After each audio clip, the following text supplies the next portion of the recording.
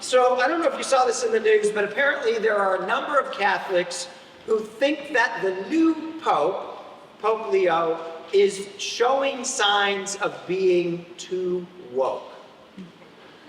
So he recently said a couple of things that ruffled some feathers. One thing he said was this: someone who says, I am against abortion, but I'm in agreement with the inhumane treatment of immigrants in the United States, I don't know if that's pro-life. He also said, someone who says, I'm against abortion, but says I'm in favor of the death penalty, is really not pro-life. Ruffled some feathers. But the truth is, these are not novel ideas for the Catholic Church. It's not some radical departure from Catholic morality and ethics. So you may remember that a few years ago, several years ago, I guess I'm dating myself a little bit with this, when Mel Carnahan was the governor of Missouri, Pope John Paul came to St. Louis. And it just so happened that a man named Darrell Meese was scheduled to be executed for a triple murder during the Pope's visit. And when the Pope met with the governor, he asked the governor to show mercy. And remarkably, Governor Carnahan commuted this man's sentence to life in prison without the possibility of parole. And Carnahan said this at the time: the Pope's appeal for clemency was a heartfelt and powerful message of compassion, and after prayerful consideration, I decided to honor his request. Carnahan was a Baptist, not a Catholic, but he still honored the Pope's request. So Carnahan saw this as a message of compassion or mercy, but was it an act of justice to commute that sentence? So some background here. Meese was by all accounts guilty. He confessed to the murders, and so his conviction wasn't a miscarriage of justice. And at the time, Carnahan had already allowed 26 executions to go forward in Missouri. So how was it fair to offer clemency to this one man? How was it just to offer clemency to this one man when he didn't offer clemency to 26 other people? So was Carnahan's action an act of justice, or was it an act of mercy? So I was reminded of all of this because Missouri executed another man this week, a man named Lance Shockley. He maintained his innocence throughout his trials, and there were some irregularities in the trials. Also, I learned this week in a St. Louis on the air interview with a couple of Catholic women who are working to oppose the death penalty here in St. Louis, that the jury deadlocked. The jury agreed to convict this man of murder, but they deadlocked on the sentence, whether it should be life without the possibility of parole or death.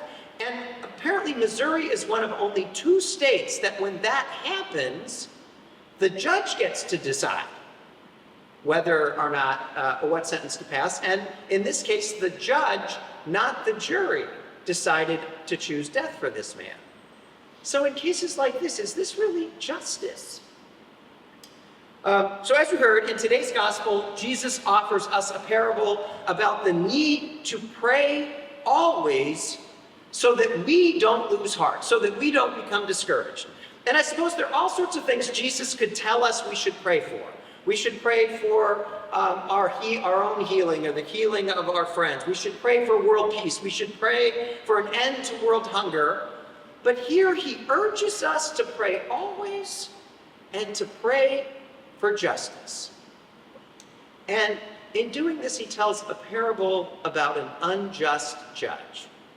I mean, here's the thing. It's not that the judge made some mistakes from time to time.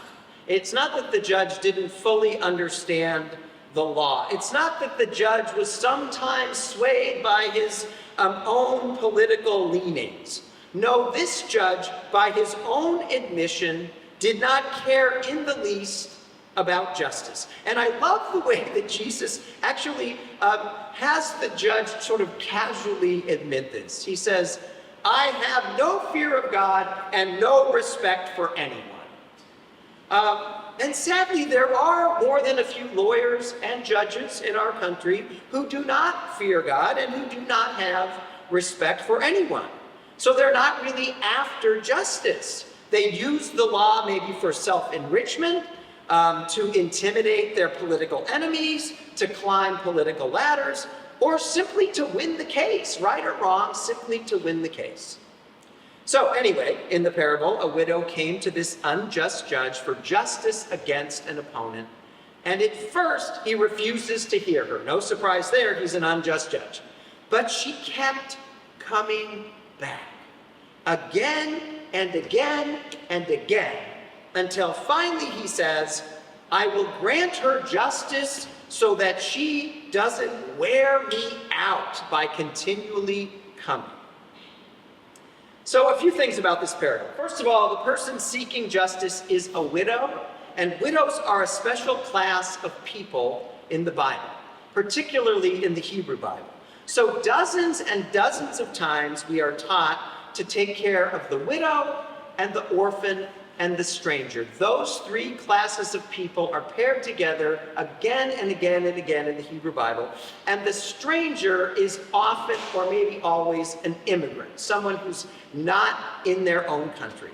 And this commandment to take care of this class of people is simply because there was no real social safety net for these people. Because in the ancient world, it really was your family who took care of you when you fell on hard times. And these folks either had no family or no extended family to care for them. And so God repeatedly urges us to offer special care to the most vulnerable brothers and sisters and siblings among us.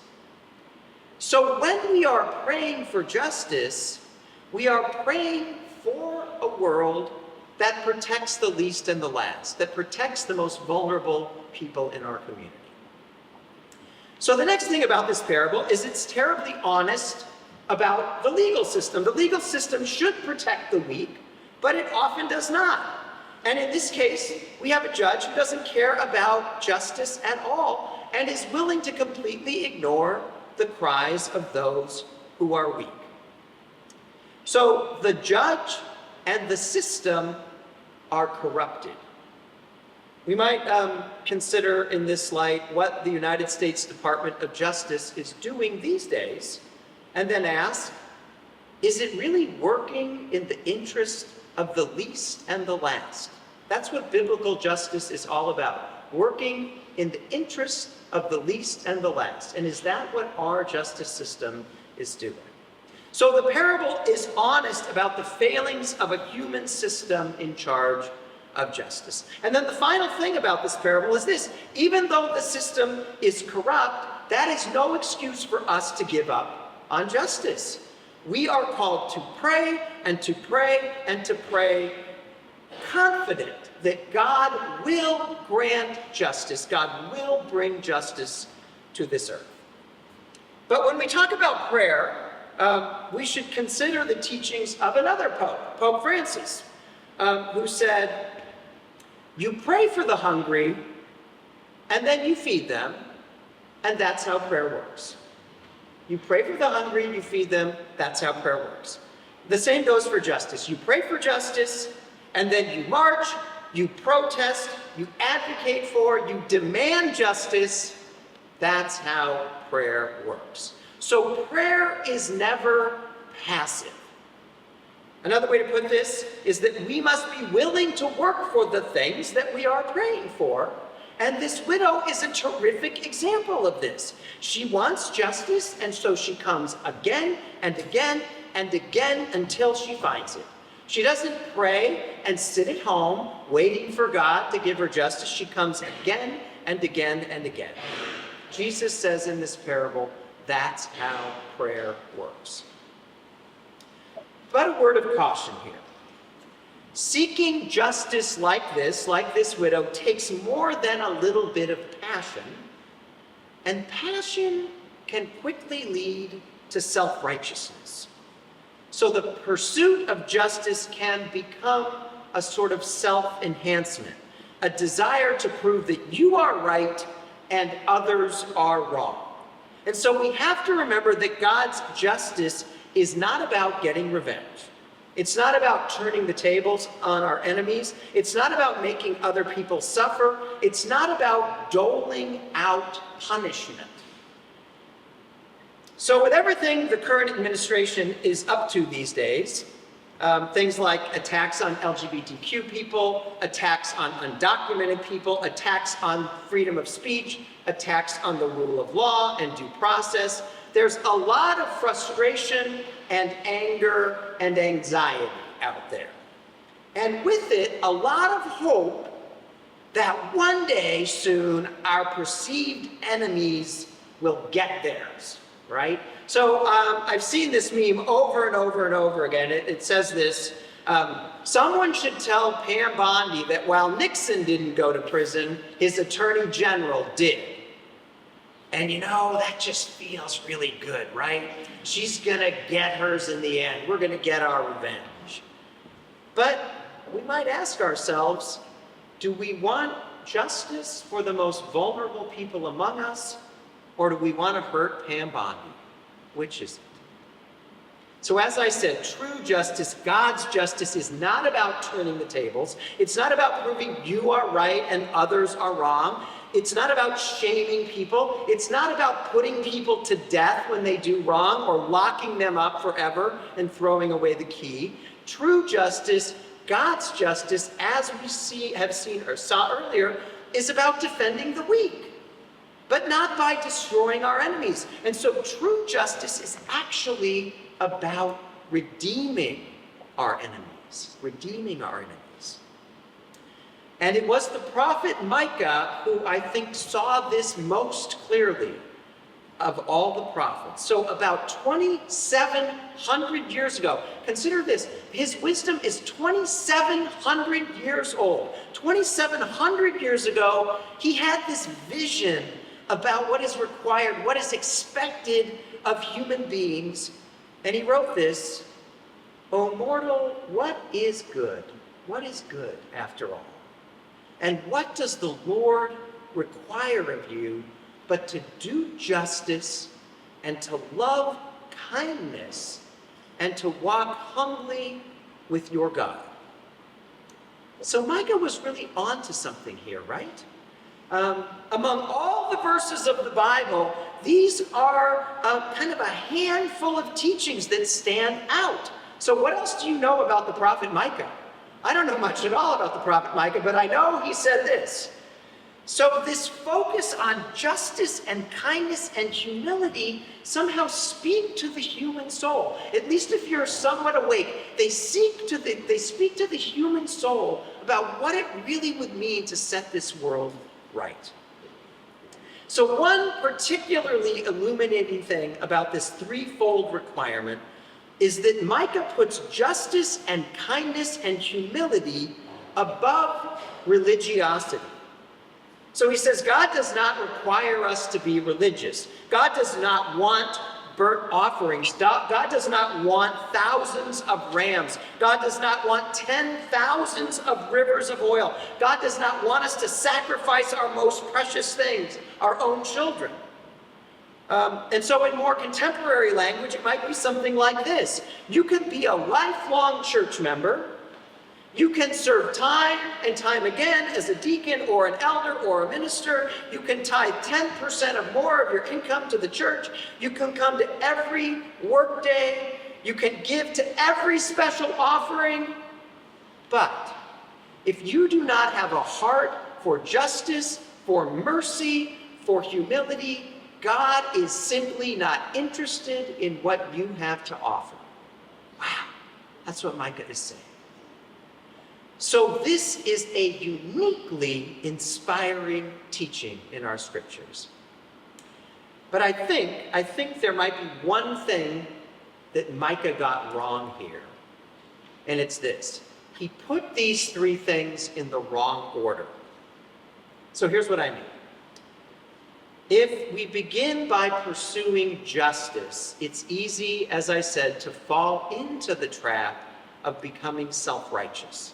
And when we are self-righteous, it's easy to to judge others as worthless. Let's kill them. Let's lock them up for life.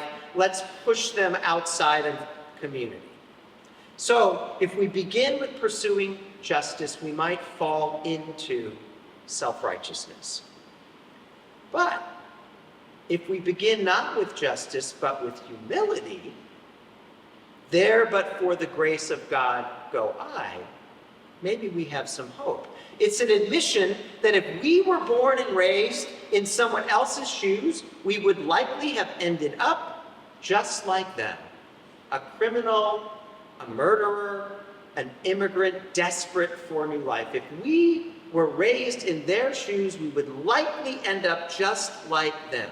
So that's humility. I am no better than anyone else. And that kind of humility opens some space in our hearts and minds for kindness or mercy. So it's not about ignoring wrongdoing. It's not about giving someone a pass. It's about loving someone in spite of their failings. Maybe in the way a parent loves a beloved child. Even when they make mistakes, even when they do wrong, you don't want them to suffer harm. You want them to turn from that behavior. You want them to return to the fold. You want them to be redeemed. You don't want your beloved child to be destroyed. So that is kindness. That is mercy. And so once we have a good dose of humility, once we love kindness in this way, then and only then are we able to begin God's work of justice in this world. And with humility and kindness, justice will always be redemptive. With humility and kindness, justice will always be redemptive. And the body of Christ will grow larger and larger and larger until we are all redeemed and find a place at God's table in God's kingdom. Thanks be to God.